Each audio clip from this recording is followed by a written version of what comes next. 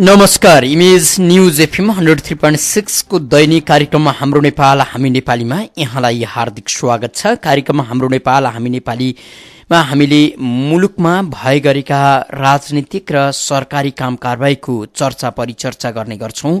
यो कार्यक्रम तपाईले हरेक दिन बिहान 9:45 बजे सुन्न सक्नुहुन्छ, अर्थात् 8:45 पछि तपाईले प्रत्यक्ष प्रसारण सुन्न सक्नुहुन्छ भने भोलि बिहान 4:45 अर्थात् 4:45 बजे यो कार्यक्रम पुनः प्रसारण सुन्न सक्नुहुनेछ।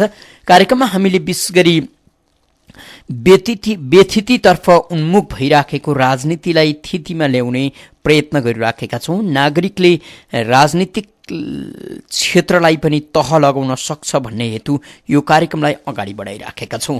राजनीतिमा देखिएको विकृतिका कारण मुलुक दिन प्रतिदिन कमजोर बनिराखेको छ। तपाईँ हामी जो सहर बजारमा बस्छौं, जो काठमाडौँमा बस्छौं, हामीलाई त्यति धेरै देश बिग्रिएको जस्तो लागेको छैन। देश ठिकै छ जस्तो लागेको छ। कारण गाडी चढ्न पाएकै छौं, जेनतेन खान पाएकै छौं, जसो तसो दिन काटिएकै छ, रमाइलै छ, जिन्दगी रमाइलोमा बितिएको छ। तर फेरि पनि त्यो रमाइलो पछाडि जिन्दगी कसरी बिग्रिँदैछ, कसरी कुहिँदैछ, कसरी भत्किँदैछ त्यो पत्तो पाएका छैनौँ। पछाडि फर्केर हेर्न नसकेका कारण मात्रै अथवा दायाँ बायाँ हेर्न नसकेका कारण मात्रै हामीलाई सामान्य लागेको छ। तर राजधानी भित्रैको संरचना हेर्ने हो भने पनि अत्यास लाग्दो छ। अब राजधानीबाट बाहिर सुदूर बस्तीहरूमा जानुपर्छ, देश कस्तो छ, गणतन्त्र ती बस्तीहरूमा आयो कि आएन अनि थाहा हुन्छ। यसकारण यो सानो मुलुकलाई दिन प्रतिदिन गरिब बनाउने राजनीतिका विरुद्धको खबरदारी पनि हो यो कार्यक्रम। यो सानो मुलुकलाई अत्यन्तै समृद्धशाली बनाउन सकिन्थ्यो राजनीति सही भइदिएको भए, राजनीतिक नेतृत्व असल भइदिएको भए। दुर्भाग्य भन्नुपर्छ, राजनीतिक नेतृत्व अत्यन्तै पापी भयो, अत्यन्तै कृपणी भयो। त्यसकारण तपाईँ हामीले दुःख पायौँ। कुनै पनि व्यक्ति जो सामाजिक प्रतिष्ठा आर्जन गर्छ त्यसपछि उसलाई पार्टी नभएसम्म अब नहुने भएको छ यो मुलुकका लागि। तपाईँ याद गर्नुहोस्, अत्यन्तै बौद्धिक प्रबुद्ध भन्ने व्यक्ति पनि कुनै न कुनै किसिमबाट पार्टीको फेरो समाइहाल्ने, मौका पर्यो भने पार्टीको तह र तब्कामा पुगिहाल्ने। मानौ कि राजनीतिक दलमा प्रवेश नगरीसम्म यो मुलुकमा बाँच्न सकिन्न। यसर्थले हामी सबैलाई, त्यो गरिब होस् अथवा अमीर किन नहोस्, जोसुकैलाई पनि के लागिसक्यो भने यो मुलुकमा हामी जन्मनुको एउटै कारण लुट्न हो, व्यथिति मच्याउन हो। मुलुकलाई दीर्घकालीन रूपमा विकसित बनाउनका लागि होइन, अहिले नै सिद्ध्याउनका लागि हो। सिद्ध्याउने एउटै हतियार राजनीति हो। राजनीतिको त्यो तरबार अत्यन्तै धारिलो छ। देश सिद्ध्याउन सकिन्छ, काट्न सकिन्छ, टुक्र्याउन सकिन्छ। हामीलाई यस्तो लाग्छ, त्यो सामान्य नागरिकलाई पनि लाग्छ अथवा पूर्व सचिव रामेश्वर खनाललाई पनि लाग्छ। रामेश्वर खनाल माओवादी हुँदै काङ्ग्रेस हुँदै अहिले नयाँ शक्तिमा प्रवेश गरेका छन्। यो एउटा दृष्टान्त हो। त्यसो त नयाँ शक्तिको सन्दर्भ अहिले मुलुकमा निकै चर्चामा छ। बाबुराम भट्टराईले संविधान जारी गरे सँगसँगै जलाउनुपर्छ संविधान, काम छैन भन्दै नयाँ शक्तिको घोडामा हिँडिराखेको अवस्था छ। यही स्थितिमा मुलुक हरेक क्षेत्रमा बाँचिराखेको छ। हरेक नेता अथवा पार्टीले बाबुरामको शैली अङ्गीकार गरेका छन् र त मुलुक यति भिन्न बिग्रिएको छ। बाबुरामको नयाँ शक्तिभित्रका अनुहारहरू हेर्नुहोस्। सजिलै तपाईँले नाम लिन सक्ने मुमाराम खनाल, जसले बाबुरामलाई सत्तो सराप मात्रै गरिराखे, जसले राजनीतिलाई अत्यन्तै घृणा मात्रै गरिराखे। जब माओवादीबाट बाहिरी अब कुनै एनजिओतिर काम गर्न थाले, त्यसपछि बाबुरामको चर्को आलोचना गर्दै गरेका मुमाराम खनाललाई एकाएक लाग्यो पार्टी नभएसम्म, पद नभएसम्म, एउटा सङ्गठन नभएसम्म कहाँ नाम कहलिन सक्छ, कहाँ बलशाली हुन सकिन्छ। अब अनि नयाँ शक्तिमा प्रवेश गरे। यसरी यो देश यो ढङ्गबाट बिग्रिएको छ। गाउँमा अहिले पनि टाढा जानु पर्दैन। यही काभ्रे, सिन्धुपाल्चोक, नुवाकोटका सुदूर बस्तीमा जानुस्, पढ्नुपर्छ भन्ने चेतना नागरिकमा छैन। पढ्नुपर्छ भन्ने चेतना भएका नागरिकसँग स्कुल छैन। स्कुल भएका नागरिकसँग पैसा छैन। सामान्य 100-200 को कापी किताब किन्ने पैसा छैन। सामान्य स्कुल जानका लागि लगाउनु पर्ने पोसाक 200-400 को पोसाक छैन। घरमा खाने अन्नपात छैन। दुःख गर्नुपर्छ। जन्मनु भनेको दुःख गर्नका लागि हो, माटोसँग लड्नका लागि हो भन्ने स्थितिका नागरिकहरू यति धेरै छन् जुन ठाउँबाट माओवादी माओवादी जनयुद्ध सुरु भएको थियो ती ठाउँका नागरिक जहाँको त्यहीँ छन्। हिजो मात्रै BBC सेवाको कार्यक्रम सुन्दै थिएँ। त्यहाँ यो मुलुकका एकजना मन्त्री माओवादीका नेता जसको उद्गम राजनीतिक थलो त्यही ठाउँ हो, त्यहाँका सिन्धुपाल्चोकका गरिब नागरिकहरूसँगको संवाद बडो रमाइलो थियो। उनी भन्दै थिए अब तपाईँ हामी जसले सुन्यो कतिको ध्यान दिउँ थाहा छैन, तर नागरिकले नेताका प्रत्येक कुरालाई अत्यन्तै गहिरो गरेर ध्यान दिन जरुरी छ। उनी भन्दै थिए प्याट्ट भने कापी कलम कसैले दिएन भन्दै थिए। कापी कलम गरिबलाई कसले दिने हो? बडो रमाइलोको कुरा के छ भने केही दिन अघि तपाईँले याद गर्नुभयो होला, शक्ति बस्नेत मुलुकका गृहमन्त्री गोर्खा बारपाक गएर केही कम्मलहरू बाँडेर आए। ती कम्मलहरू कुनै एउटा विदेशी नागरिकले दिएका थिए र उनी सम्मान थाप्दै थिए। सम्मान थाप्नका लागि उनले सँगै राखेका थिए एउटा गोरो अनुहार भएका व्यक्ति जसले आफ्ना नागरिकसँग थोरै पैसा उठाएर नेपालका भूकम्प पीडितलाई राहत वितरण गर्न आएका थिए। त्यही राहत लिएर गृहमन्त्री गएर फुलमाला खादा लगाएर निकै नाम कमाएको शैलीमा सरकारले गरेको हो भन्ने शैलीमा उनीहरू सामग्री वितरण गर्दै थिए। यो बडो विचित्रको कुरा। तिनी मैले अघि चर्चा गरेका मन्त्री अग्नि सापकोटा भन्दै थिए कापी कलम कसैले दिएन तिमीलाई भन्दै थिए। कसले दिने? एउटा बच्चा कोसँग माग्दै हिँड्छ? त्यो ठाउँमा विदेशीको नजर पुग्नका लागि त्यहाँका नागरिक क्रिस्चियन बन्ने हुन् कि होइनन्, त्यहाँका नागरिकलाई सहयोग गरे बापत कति एउटा फोटो खिचाउन पाउने हो, कति डकुमेन्ट्री बनाउन पाउने हो, यी यावत कुरा त्यहाँ छन् कि छैनन्? विदेशीले लगानी यसै गर्छन् भन्ने छैन। थोरै ठाउँमा केही शुद्ध मन भएका मान्छेले लगानी गर्लान्, यो भिन्न कुरा। यसर्थले अब हाम्रो प्रत्येक मन्त्रीलाई, हाम्रो नेतालाई, हाम्रो दललाई, हाम्रो समाजलाई के लाग्यो भने हामी माग्न जन्मेका हौँ, माग्नुपर्छ र मागेबाट आएको चिज चाहिँ नेताहरूले लुट्दा बाँकी रहन्छ भने जनताका हातमा, नागरिकका हातमा पुग्ने यो स्थिति सिर्जना भइसकेको छ। यसलाई तोड्न र चिर्नका लागि पनि नागरिक जाग्नुपर्ने बेला भएको छ, ढिला भइसकेको छ। हामीले प्रिय मानिदिएको मात्रै यो, सहिदिएको मात्रै यो असह्य भइसकेको छ। यो असह्यलाई अब धेरै समय टिकाइराख्यौँ भने यसले साँच्चैकै तपाईँ हामीलाई मान्छे हुनबाट वञ्चित गर्नेछ। हामी अमान्छे जस्तो भइ पनि सकेका छौँ। यही परिस्थितिसँग जुझ्नका लागि नागरिकको सचेतना, जागरुकता आवश्यक छ भन्ने हेतु हामी कार्यक्रम हाम्रो नेपाल हामी नेपालीलाई अगाडि बढाइराखेका छौँ। 406523 र 406524 तपाईँले फोन गर्न सक्नुहुन्छ। कार्यक्रममा कोही श्रोता मित्र आइसक्नु भएको छ, उहाँलाई स्वागत गरौँ। को बोल्दै हुनुहुन्छ? नमस्कार ठाकुरजी। हजुर भन्नुहोस्। म गङ्गा प्रसाद शर्मा नेपाली। वास्तवमा पृष्ठमा धेरै कुरा आइसक्यो। कमिलाको वंशनाश हुनु पर्यो भने प्वाख आउँछ अरे हाम्रो कथा। यस्तै नेपालका बिना लगानीका राजनीतिक नेताहरूको सर्वत्र नाङ्गिँदा पनि नेपाली नागरिक किन चुप छन् भनिन्छ। स्वतन्त्र तटस्थ भूमिका खेल्ने जिम्मेवारी लिने व्यक्ति स्वच्छ, पारदर्शी, खुल्ला, मितव्ययी, स्वाभिमानी, देशभक्त हुनुपर्ने हो, विधिको बाटो हिँड्नुपर्ने हो। तर दुर्भाग्य यहाँ त त्यस्तो मान्छे को छ र? आजको हेडलाइन खबरलाई मात्र विश्लेषण गर्दा पनि सीमाङ्कनको टुङ्गो नलागेकोमा मधेसी दल अझै असन्तुष्ट रे। भारतले भन्यो सकारात्मक विकास, मनमोहन प्रतिष्ठान विधेयक सम्बन्धी समितिमा सञ्चालक नै हाबी, अनि बाबुराम भट्टराईद्वारा नयाँ शक्ति दिएर पूर्व प्रशासक आइएनजिओ चलाउने लगायत फौजदारी अभियोग लागेका कलाकार समावेश भएको समिति बनाएछन्। यस्तै खबर एक दिन मात्रै होइन सधैँ पढ्न सुन्न पाइन्छ। यस्ता समाचार बारम्बार आउन सक्नुमा पूर्ण दोषी नागरिक नै हुन्। अहिलेको सर्वाधिक विवादित विषय मेडिकल माफिया हो को आरोप लागेकोमा व्यक्तिलाई समावेश गरेर विधेयक पास गर्न खोज्नु अपराध र अपराधीको संरक्षक पनि सरकार नै हो भन्ने कुरामा दुई मत रहेन। 65 वर्षदेखि नेपाली नागरिकको भोगाई हो यो। भारतको एजेन्डा बोकेर कसैको उसैको गुप्तचरको तलब खाएर मुलुक यस्तो अवस्थामा पुर्याउने मान्छे धेरै नेता, प्रशासक, सुरक्षाकर्मी, पत्रकार छन् भन्छन्। यसमध्ये प्रमुख पात्रको रूपमा चिनिएका 62 वर्षे बाबुरामले नयाँ शक्ति घोषणा गरे। यसको सञ्चालन खर्च भारतीय राजदूतावासबाट पूर्ण लगानी छ। अहिले बनेको तदर्थ समितिका विवादित मान्छे भ्रष्ट पूर्व प्रशासक, आइएनजिओ चलाउने, भारत भक्ति अनुहारका, हत्या हिंसामा दोषी करार भएका मान्छेको बाहुल्यता छ।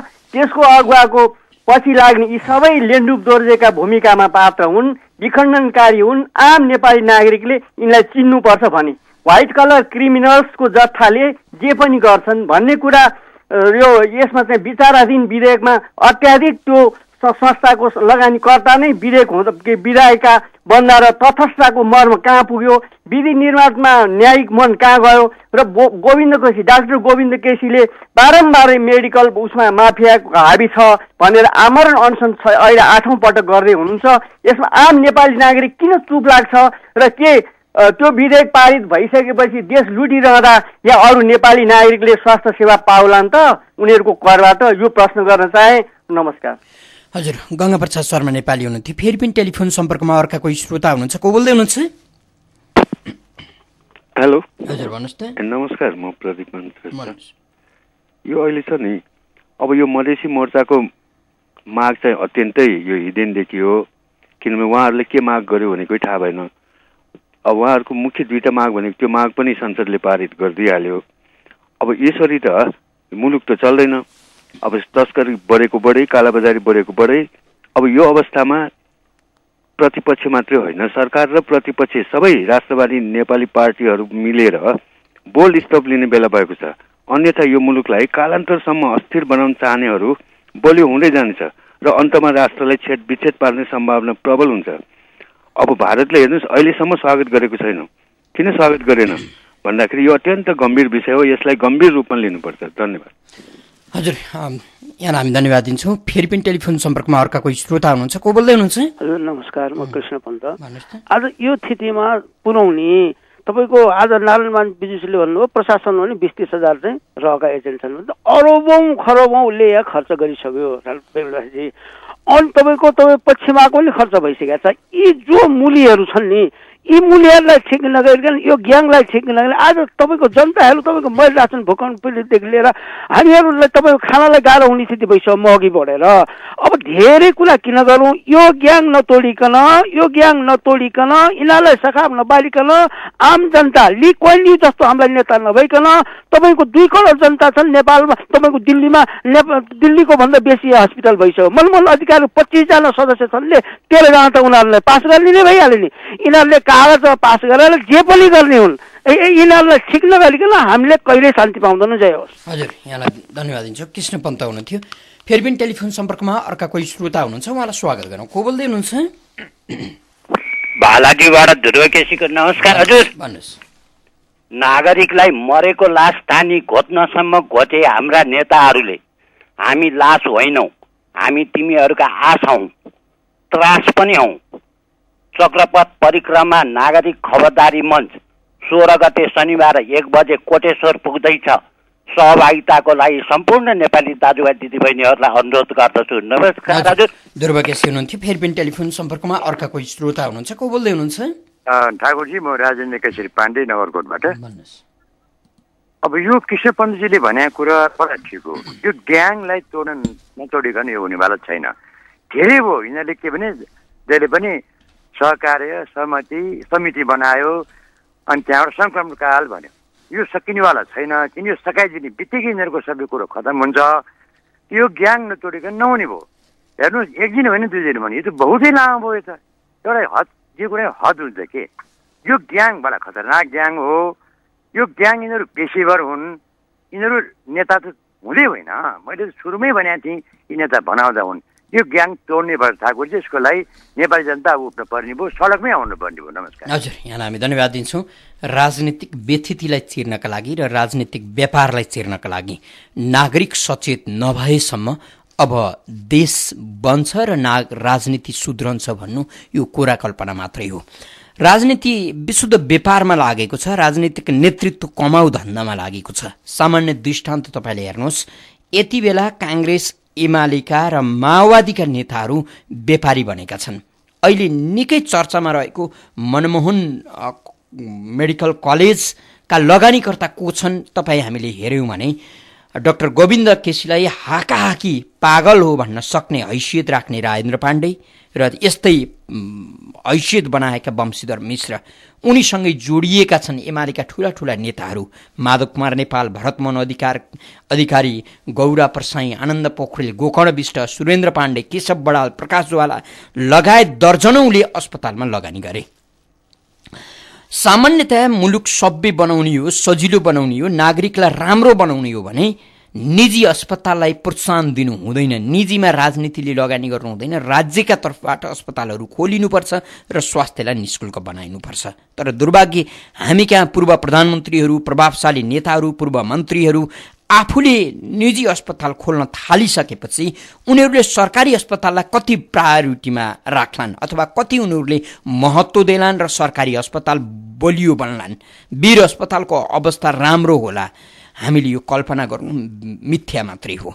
एकातिर एमालेको अवस्था यस्तो छ, अर्कोतिर काङ्ग्रेसका अस्पतालहरू पनि नभएका होइनन्। महेन्द्रनाथ निधि अस्पतालमा काङ्ग्रेसियाहरूको लगानी छ, यस्तै माओवादीका नेताहरूको लगानी भएका थुप्रै अस्पतालहरू छन्।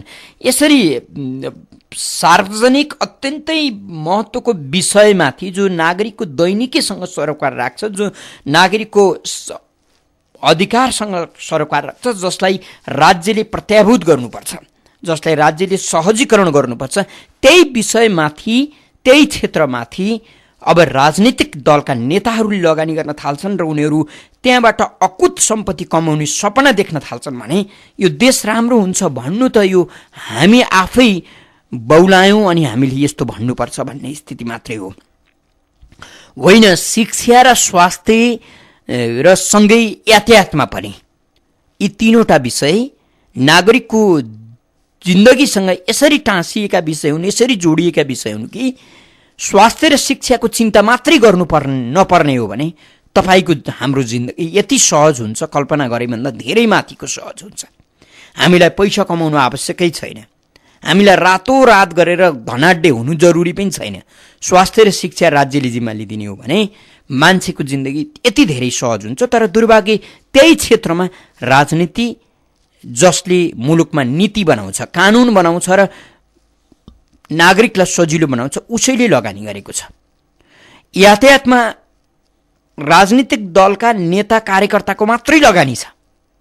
जुन क्षेत्र सहज भइदियो भने नागरिकले जिन्दगी सहज ढङ्गबाट बिताउन सक्छन्।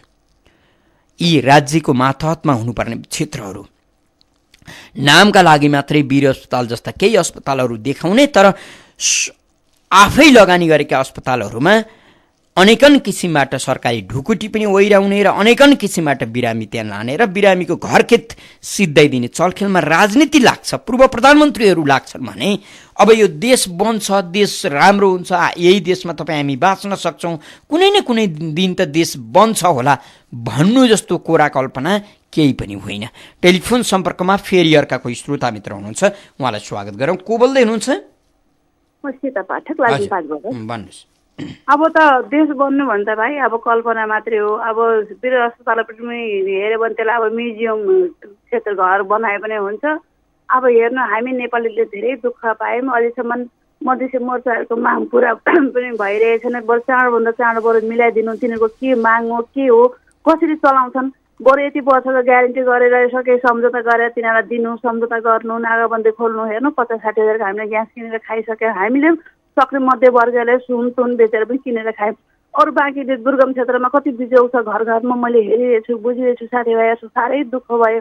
यी नेताहरूले देशलाई के गर्न खोजेका हुन्? बरु गिरिजाको बाबा त्यत्रो उनी जेलमा 7 सालमा राणा शासनमा उनीहरू अन्तको लागि उनी जेलमा उनी चिसोमा कटेर उनी मृत्यु भयो। गिरिजाको बाबा कृष्ण प्रसाद कोइरालाजी, तिनीहरू त आत्मालाई आज के भन्छ? हामी जनता नेताहरूलाई के भन्छ? सरापिरहेका छन् यिनीहरू। जनतालाई अलिकति सुख त दिएको छैन, दुःखै दुःख छ। आफैमै तानातान खिचातानी त्यस्तै विवाद गरी यिनीहरू समय कोटाइरहेछन्। यिनीहरूले केही गर्नेवाला छैन। तपाईँको सबै कुरा म सहमत छु, तर हेरौँ। हजुर, यहाँलाई हामी धन्यवाद दिन्छौँ। सीता पाठक हुनुहुन्थ्यो। फेरि पनि टेलिफोन सम्पर्कमा अर्का कोही श्रोता हुनुहुन्छ, को बोल्दै हुनुहुन्छ? हजुर, म बनस्थलीबाट नेत्रबहादुर बस्नेत हो। भन्नुहोस्। धेरै तपाईँले भनिसक्नुभयो। यो देशमा तपाईँको एउटा सिम्पल क्या, म उदाहरण दिन्छु, एउटा ग्यास अथवा पेट्रोल अथवा डिजेल, यति सिम्पल कुरालाई म्यानेजमेन्ट गर्न नसक्ने सरकारले यो देश त के चलाउँछ? चलाउने क्षमता योग्यतै छैन। त्यो थियो भनेदेखि यति बेला यो सबै समाधान हुन्थ्यो। यहाँ प्रत्येक नेपालीले ग्यासहरू, पेट्रोल, डिजेल सबै सम्पूर्ण पाइसक्थे। तपाईँको हेर्नु नै, यहाँ जनताको हालत यस्तो छ, नाटक गरेर त चटकवाला जादुवालले जस्तो चाहिँ यिनीहरू नाटक गरिरहेका छन्। तपाईँको चाहिँ यो पार्टी हेर्नु त, यहाँ त्यो भट्टराईलाई जिताउने चाहिँ गोर्खाका ती पीडितहरू होइन। हिजो अस्ति उनीहरूका जिन्दा मरेका व्यक्तिका नाममा पनि भोट हालेर चाहिँ प्रधानमन्त्री बनाएर चाहिँ उहाँलाई सत्तामा पुर्याउने, पोतेरोमा चढाउने त्यही त्यहाँका जनता होइनन्। अहिले नयाँ पार्टी भनेर चाहिँ अब यी भ्रष्टाचारीहरू त्यहाँ संरक्षणका लागि सबै त्यहाँ जाँदैछन्। देशलाई लुटेको छ नि, अख्तियारले उहाँ चाहिँ छानबिन गर्दैछ। अब संरक्षणका लागि मान्छे मारे पनि अब त्यहाँ संरक्षण भइयो, पार्टीमा गएपछि तपाईँको चाहिँ लुटे पनि अब त्यहाँ संरक्षण भइयो, भ्रष्टाचार गरे पनि संरक्षण भइयो। त्यसले गर्दा अनि पार्टीमा सर्दै ऊ पार्टीमा जाँदै ज्यान बचाउँदैछन् क्या। देशलाई यहाँ केही गर्नै चाहँदैनन्। भट्टराई इन्जिनियर मान्छे हो, इन्जिनियर पढेको मान्छे, इन्जिनियर मान्छे त्यो गाउँमा गएर उसका जनता हुन् ती। जनताले चाहिँ भोट लाएर जिताएको छ। त्यहाँ गएर यस्तो तरिकाले घर बनाऊ, यो है तरिका भनेर त्यहाँ जनतालाई चाहिँ त्यो घर बनाउने चाहिँ भूकम्प रहित घर बनाउने त्यहाँ तरिका आइडिया दिनु पर्थ्यो। डाक्टरको काम भनेको के? बिमारीलाई हेर्ने हो, बिमारीलाई सेवा गर्ने हो। सेवाको निधहरू भनेको, नेता भनेको देशको सेवा, जनताको सेवाको। तर यिनीहरू त के पैसा सेवाको हुँदैछन्, जनता र देशप्रति त वफादार छँदै छैनन्। तपाईँको हाम्रो देख्छौँ यो तेल ग्यास तपाईँको एकदम सिम्पल हो, त्यो नथिङ मलाई दिए पनि म यो म्यानेजमेन्ट गरिदिन्थेँ यहाँलाई। तर यिनीहरू चाहँदैनन्। यहाँ उनीहरूका मान्छेले कमाउनु छ। यिनीहरू तपाईँको एउटा पुलिसको सिपाही जागिर खानु पर्यो भने 3 लाख 5 लाख जागिर कहाँबाट? राजा हुन्जेल हामी 18 रुपियाँमा जागिर खान्थ्यौँ, 18 रुपियाँमा हामी चाहिँ त्यहाँ पदमा जान्थ्यौँ। अहिले एउटा इन्सपेक्टरको दाम कति छ तपाईँ त्यहाँ भरान भने? 15 लाख 18 लाख छ। अनि गरिब जनताले त्यहाँ पाउँछ? सपना नदेखा कुनै पनि व्यक्तिले 100% म ग्यारेन्टी दिन्छु कुनै गरिबको छोराले त्यहाँ कुनै पदमा। यहाँलाई हामी धन्यवाद दिन्छौँ। नेत्रबहादुर बस्नेत हुनुहुन्थ्यो। बाबुराम भट्टराईले नयाँ शक्ति नामको समूह गठन गरिसकेपछि एक किसिमको तरङ्ग पैदा भएको छ। मुलुकका पूर्व प्रधानमन्त्री 18,000 मान्छेको ज्यान लिने तागत बोकेका व्यक्ति र उनै व्यक्ति पार्टीभित्र हालिमुहाली हुँदा, उनै व्यक्ति चलखेल गरिरहँदा क्यान्टोनमेन्टभित्र रहेका लडाकुको पैसा हिनामन्ना गर्न सक्ने व्यक्ति र उनकै बेला यो मुलुकको राष्ट्रियता सबैभन्दा बढी सङ्कटमा परेको स्थिति, यी सबै कुराले गर्दा बाबुराम भट्टराई हाँस्दा पनि, बाबुराम भट्टराई उठ्दा र रुँदा र बस्दा पनि मुलुकमा चर्चा हुनु स्वाभाविकै हो। अहिले बाबुराम भट्टराईको नयाँ शक्तिको यसकारण अझ बढी चर्चा छ। बाबुराम भट्टराईले नयाँ शक्ति गठन गरिरहँदा उनले के भने समानुपातिक र समावेशिताका आधारमा हामी अगाडि बढ्नेछौँ भने। तर उनले यो भुले कि आफूले गठन गरेको 35 सदस्यीय तदर्थ समितिमा कस्तो समानुपातिक र समावेशिता रह्यो होला, यो उनले हेक्का गर्न सकेनन्। यति मात्रै होइन, उनले हामी कानुन सङ्गत ढङ्गबाट अगाडि बढ्नेछौँ, विधिबाट अगाडि बढ्नेछौँ भनेका छन्। डाक्टर बाबुराम भट्टराईले यो हेक्का गरेनन् कि यो मुलुकको सबैभन्दा उदण्ड व्यक्ति कोही छ भने त्यो डाक्टर बाबुराम भट्टराई हो भन्ने दृष्टान्त उनले प्रधानमन्त्री भएसँगै र प्रधानमन्त्रीबाट पच्युत भएपछि पनि यो प्रमाणित गरिसकेका छन्। उनले खुलेआम रूपमा सर्वोच्च अदालतलाई चुनौती दिँदै सक्छस् भने मलाई पक्रेर देखा, म हुँ हत्यारा भनिदिएका छन्। प्रधानमन्त्री भएको व्यक्तिले सर्वोच्च अदालतलाई र सुरक्षा निकायलाई ठाडो चुनौती दिनु सामान्य दादागिरी थिएन, सामान्य त्यो डनगिरी थिएन। उनले त्यो काम गरेका छन् र तिनै मान्छेले, तिनै व्यक्तिले अहिले आएर म कानुनसँग ढङ्गबाट, विधिसँग ढङ्गबाट अगाडि बढ्नेछु भनिरहँदा हामी कतै उनले नेपाली समाजलाई ठट्टा गरेका छैनन् भनेर बुझ्न विवश बनिराखेका छौँ। बाबुराम भट्टराईको सन्दर्भ चलिरहँदा उनीसँगै लामो समय काम गरेका पाका मान्छेहरूको तीतो अनुभव छ। उनले यो देशलाई कहाँ लान खोज्दैछन् र उनी कुन हदसम्मको देशप्रति स्वार्थ सान्न सक्दछन् भन्ने कुरा पनि उनीसँगै लामो समय काम गरेका व्यक्तिहरूले बाहिर ल्याउन थालिसकेका छन्। फेरि पनि टेलिफोन सम्पर्कमा अर्का कोही श्रोता हुनुहुन्छ, उहाँलाई स्वागत गरौँ। को बोल्दै हुनुहुन्छ?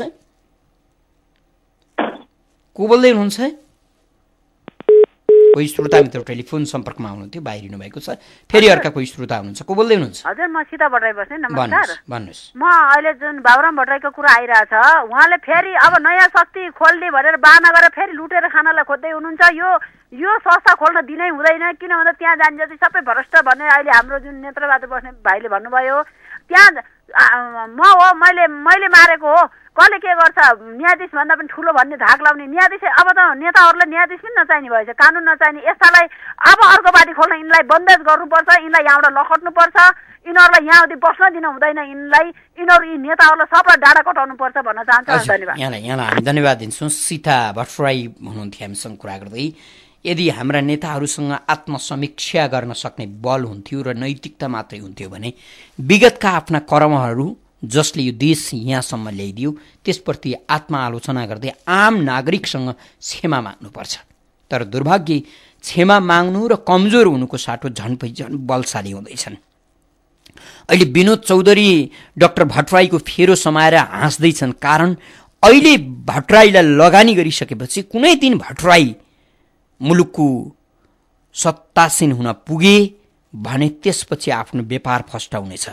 हिसाब किताब सम्भवतः उनले यसरी गरिराखेका छन्। हरेक व्यक्तिले यो मुलुकसँग हिसाब किताब मात्रै गरेर बसिराखेको छ।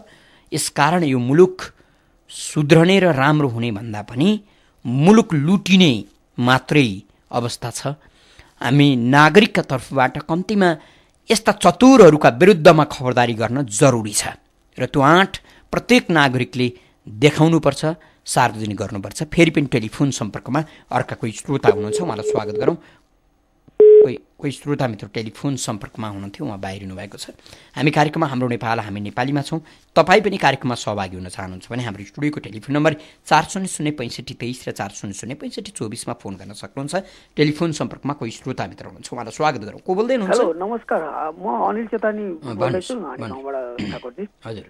हाम्रो भट्टराईजीले नयाँ शक्ति भनेर खोल्नुभयो, ल शुभकामना दिन चाहन्छु। तर अब चाहिँ नि एक ड्रप पनि, एक बुन पनि रगत न कसैको जाओस् म भन्न चाहन्छु।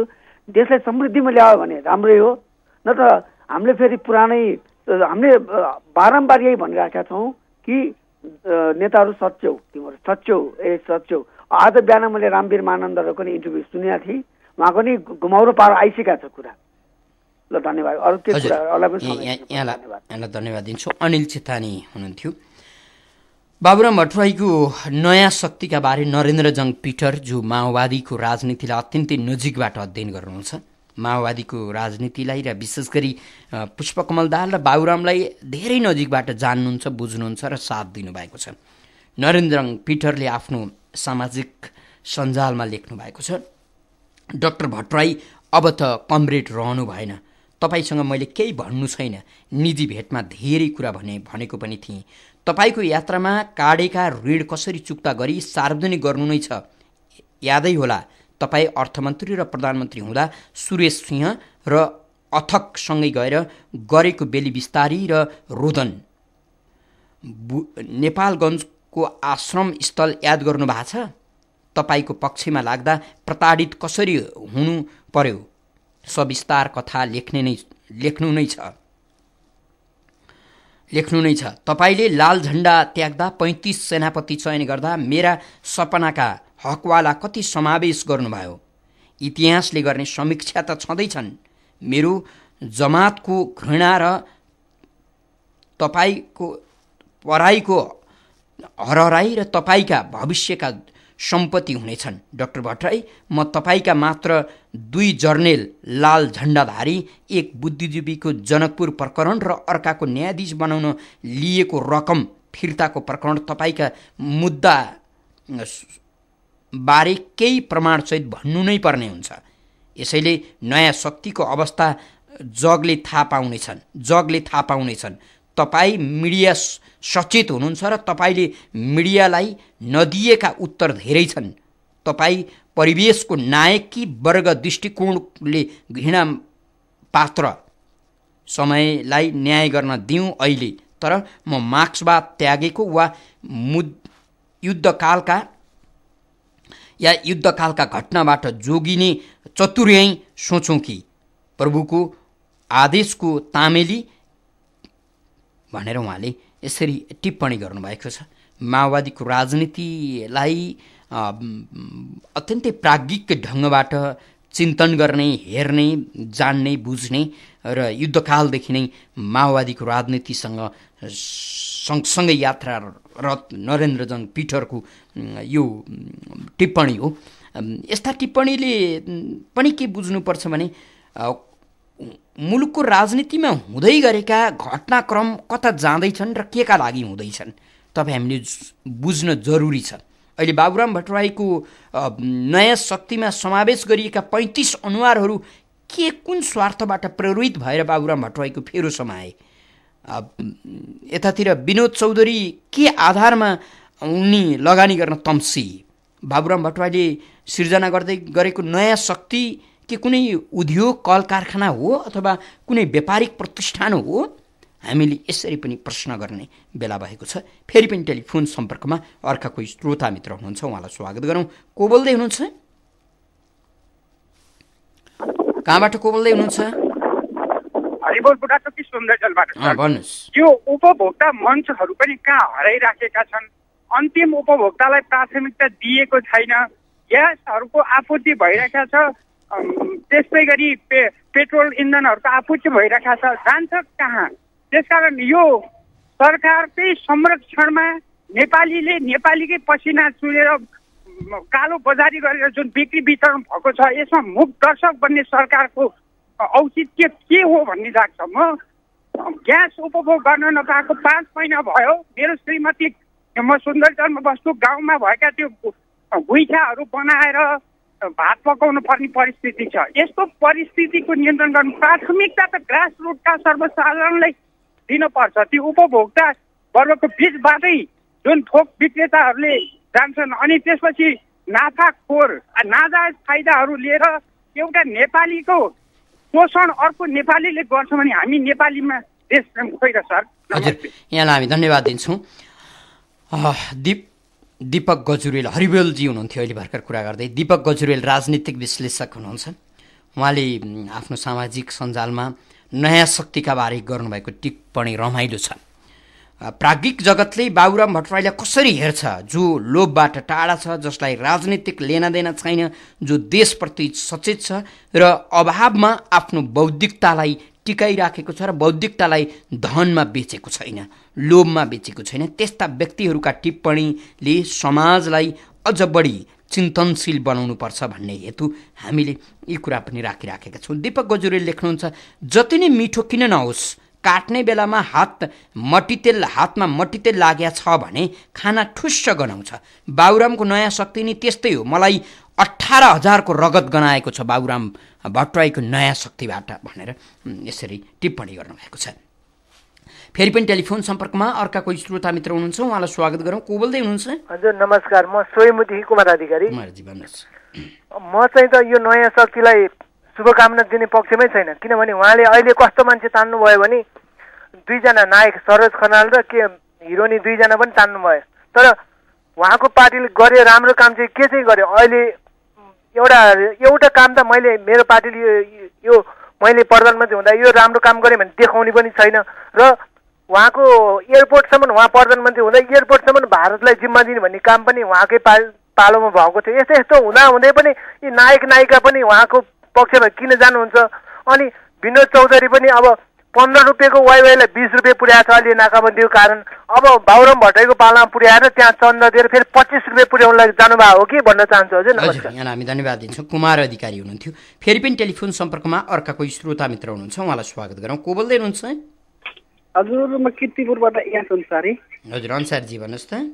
हजुर, मैले के भन्न चाहन्छु भने जस्तो कि हाम्रो सरकार यो अहिले 2 वर्षको लागि मात्रै हो, त्यही भएर सरकारले नै यो भ्रष्टाचार गरेर 5 वर्षको खाने गरी पुग्ने गरी त्यो भ्रष्टाचार गरे हो कि जस्तो मलाई लाग्छ। हजुर पक्कै पनि यहाँलाई धन्यवाद दिन्छु अन्सारजी। एकपटक सत्तामा गइसकेपछि सत्ताको आयु नेपाली राजनीतिमा निश्चित छैन। 1 महिनामा पनि ढल्न सक्ने, 2 वर्ष पनि टिक्न सक्ने, तर कमाउनु त महिना दिनभित्रै छ, 15 दिनभित्रै छ कमाउनु छ। अलिकति चाँजो पाँजो मिलाउन मात्रै ढिला हो, त्यसपछि कमाउनु पर्छ। अझ अहिले त कतिपयले टिप्पणी के गर्न थालेका छन् भने एमाले र माओवादीको गठबन्धनले अब आउने चुनावका लागि पैसाको जुहो गर्दैछ, यसकारण ब्रह्मलुट भइराखेको छ भनेर पनि टिप्पणी गरिराखेका छन्। जे होस्, जुनसुकै पार्टी सत्तामा जाओस् त्यसले देश लुट्ने मात्रै काम गरेका छन्। अहिले एमाले, काङ्ग्रेस, राप्रपा अथवा मधेसका केही दलहरू समावेश भएर उनीहरू लुटिराखेका छन्। भोलि त्यो ठाउँमा काङ्ग्रेस जाला, उसको लुट पनि त्यही ढङ्गको हुनेछ। फरक कति छैन। अन्सारीजीले भनेको जस्तो सत्तामा कति बस्ने हो, बसुन्जेल लुट्ने हो, लुट्नका लागि किन समय खर्च पर्खिराख्ने, अहिले नै सिद्ध्याउनुपर्छ। यो सोच र चिन्तनबाट ग्रसित भएका, रोगी भएका नेताहरूले देश बनाउँछन् भन्नु तपाईँ हामीमा पनि अर्को रोग सङ्क्रमण हुनु हो। फेरि पनि टेलिफोन सम्पर्कमा अर्का कोही श्रोता हुनुहुन्छ, उहाँलाई स्वागत गरौँ। को बोल्दै हुनुहुन्छ? म रमेश भण्डारी सिनामङ्गलबाट। नमस्कार ठाकुरजी। अब यो देश बर्बाद पार्ने नै नेता हुनु, अहिले नयाँ पार्टी खोल्दैछन्। च्याउ उम्रिएसरी नेपालमा पार्टीहरू भइसक्यो, यिनीहरूले जनतालाई के दिए त? अब आपूर्ति भइरहेको छ इन्धन त्यत्रो मात्रामा, तर खोइ अहिले भर्खर हरिबल बुढा ठोकीले नि भनिसक्नु हो 5 महिना भयो ग्यास नपाएको भनेर। ग्यास अहिले फुल सिलिन्डर पनि बाँडौँ भने सकिन्छ, तर अब पहिलेकै स्थिति छ। हेर्नुहोस्, हाफ सिलिन्डरलाई 2013 नि मान्छेहरूले पाएका छैनन् भनेदेखि यो देश कुनै स्थितिमा पारेका छन् यी नेताहरूले। यी नेताहरूले लुट्न पल्केका हुन्, लुट्छन्।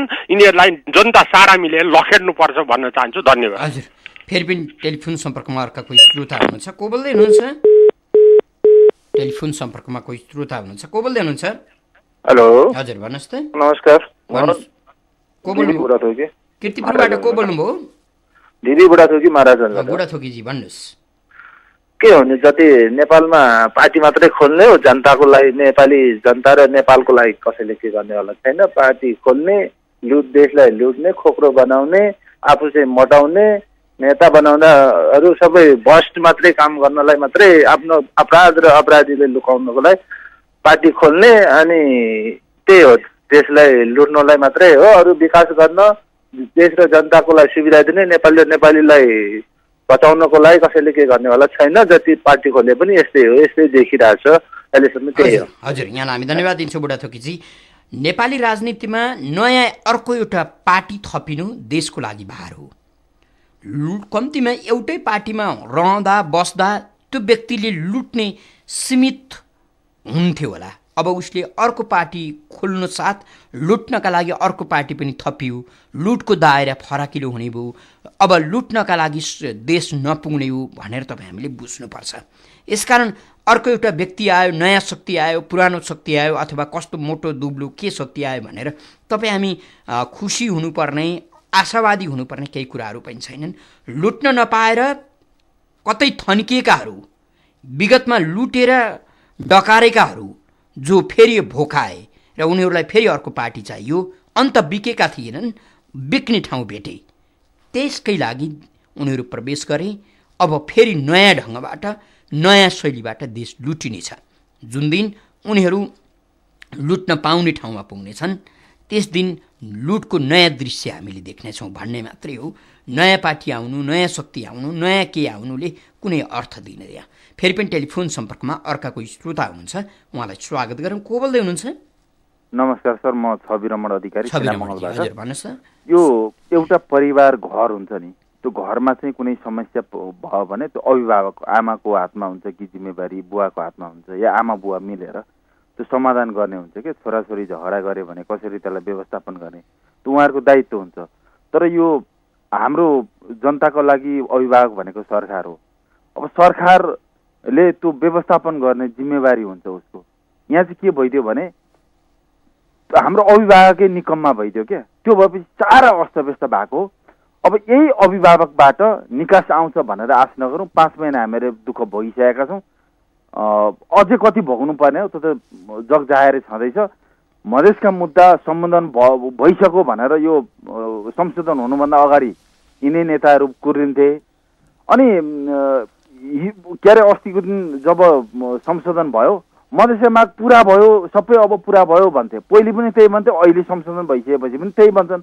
भनेको समस्या कहाँ छ भन्ने कुरा अब हामीले बुझ्न बाँकी छ जस्तो लागेन। यो त के भने देखाउने र खाने दाँत भिन्न भिन्न हुन्छन् भन्छन् होइन। यिनीहरूको गतिविधि पनि कतै त्यही त होइन, मतलब त्यो भित्र अदृश्य कुनै खेल त चलिरहेको। हजुर, यहाँलाई हामी धन्यवाद दिन्छौँ। छवि रमण अधिकारी हुनुहुन्थ्यो हामीसँग कुरा गर्दै। कार्यक्रम हाम्रो नेपाल हामी नेपालीको निर्धारित समय सकिएको छ। कार्यक्रम सुनेर र कार्यक्रममा आफ्नो सहभागिता जनाइदिएर साथ दिनुहुने सम्पूर्ण श्रोता मित्रलाई धेरै धेरै धन्यवाद दिँदै सहकर्मी रमेश महर्जनका साथमा ठाकुर बेलबासै बिदा हुन्छु। नमस्कार।